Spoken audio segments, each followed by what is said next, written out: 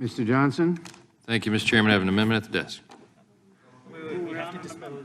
We have one pending. Oh, sorry. All right, yeah, okay. Well, then strike the last word. Gentlemen, I'm anxious to get out of here tonight, but I do what. Oh, Can we honor? Mr. Bishop says no. Take your time. All right, then I will. Let me respond to what Ms. Escobar said. I'm really stunned. We were sitting here. Part of the reason I'm distracted is because I was in disbelief at what my friend was suggesting here. Apparently, what did she say, Mr. Bishop? She said we're in love with the status quo. I mean, what? I don't. This is Bizzaro world. Earlier, we were accused of jumping up and down and screaming because we hate the status quo, and now you say we're delighted with it. I don't understand. Listen, let me just correct one thing you said. You just claimed that the numbers of border crossings are about to decline over the next several months. Listen, we didn't come up with these numbers. This is DHS. The Department of Homeland Security is the one that testified before us and told us right here and has been saying publicly the estimate is about to grow to 18,000 a day, 18,000 illegal encounters a day crossing over that border with the repeal of Title 42. I don't know. I mean, I know you live on the border. I don't, maybe the view is skewed that closely, but I'm telling you what we're seeing. I'm telling you what we're being told here under oath, and I'm telling you what everybody can see with their own eyes if they turn on television. We don't have a border. It's totally overrun. And the point is, and what we're so frustrated about, is that this looks intentional. There's no other explanation for it. And I said that to Secretary Mayorkas when he was here. Many of us have called him out. I told him he needs to begin looking for another career field because we're going to take the majority in November, and he's going to be impeached.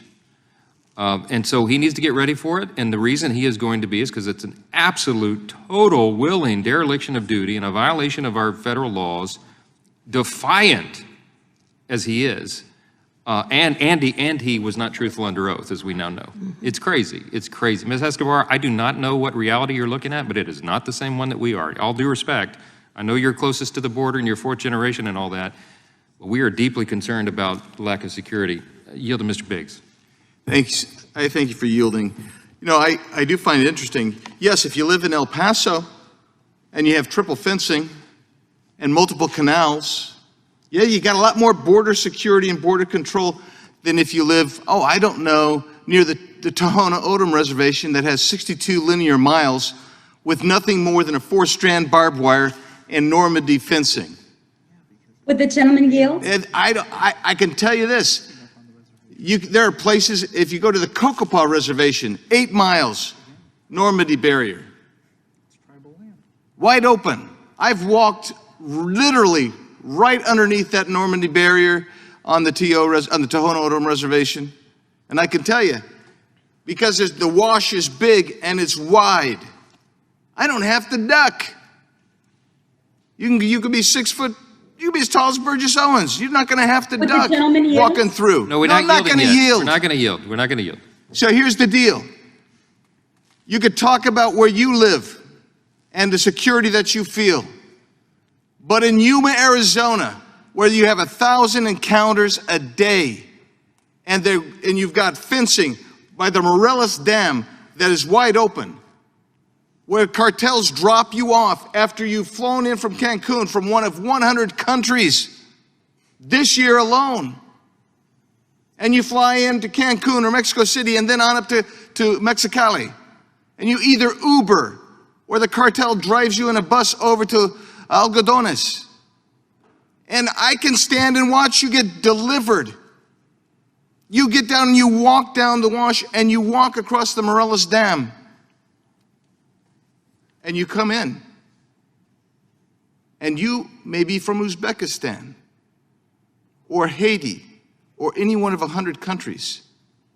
We don't have translators for these people. We don't. Our agents, the CBP tries to track down translators for them. In the facility that they've had to build in Yuma, it's designed for 825, but under COVID can only hold about 350. When I was there just a couple weeks ago, over 3,000 people in there. I don't know what your reality is. Mr. Biggs. But I know what my reality is. Now, let me just say, you're exactly right. That's Arizona. We've all been to the Rio Grande Valley, which is Grand Central for all this, at the epicenter.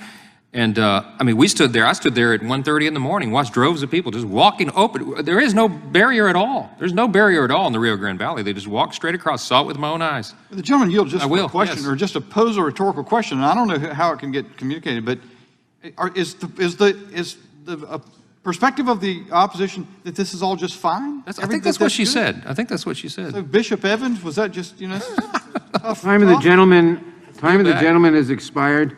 Who seeks recognition?